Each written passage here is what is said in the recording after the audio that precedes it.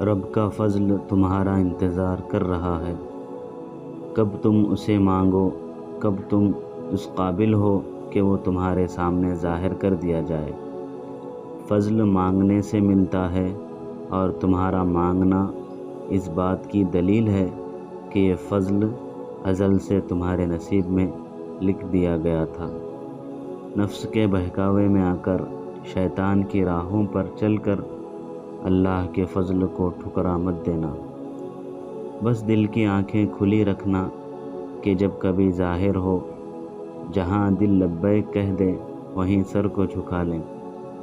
عاجزی اپنا لینا، زیادہ علم و عقل کی بھول بھلیوں میں نہ پڑ جانا، کیونکہ یہی بندگی ہے، یہی مقام عبدیت ہے، یہی مقام محبوبیت ہے، اور یہ مل جانا بھی بڑے نصیب کی بات ہے۔